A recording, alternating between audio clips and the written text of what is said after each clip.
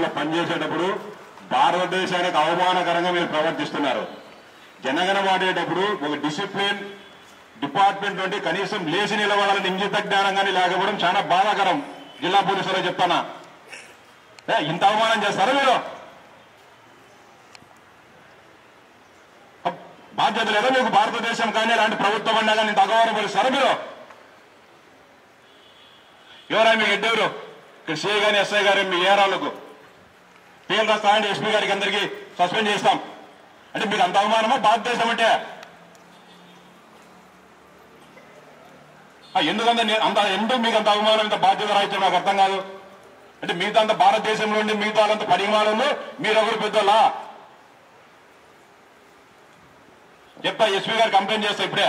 మీ మీద తమాజ్ చేస్తారు, తమాజ్ చేసినా మీరేం డ్యూటీలు చేస్తారు? భారతదేశం అంటే గౌరవం లేని మీరే ఉద్యోగాలు చేస్తారా?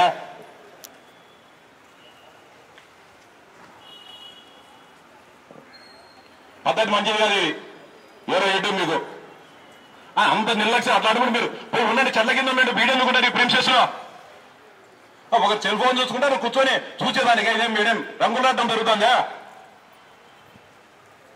ఎవరై మీకు ఉద్యోగాలు ఇచ్చింది? ఉద్యోగాలంతా ఓపిక లేకపోతే సాలిసుకు రాజీనామాలు చేసుకోండి. మస్తుగా ఉండేది ఈ దేశంలో నిరుద్యోగులు ఉద్యోగాలు కావాలని. ఎవరు సార్ మీ హెడ్? ఎవరు ఇక్కడ ఇన్ఛార్జ్? దీనికి ఇన్ఛార్జ్ ఎవరుంటే దీనికి ప్రిన్సెస్ కు డిపార్ట్మెంట్ కు సంబంధించి ఇక్కడ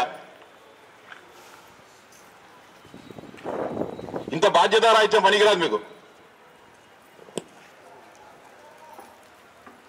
నెంబర్ రాసుకోండి, మనీ చెప్తా. బండి నెంబర్, ఈ నెంబర్ రాసుకో, ఈ నెంబర్ ఆ నెంబర్ వెహికల్ నెంబర్ రాసుకో.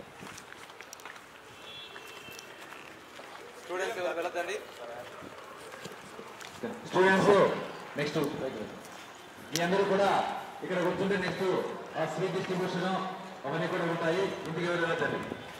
ఒక 5 minutes ఓపిక పట్టండి.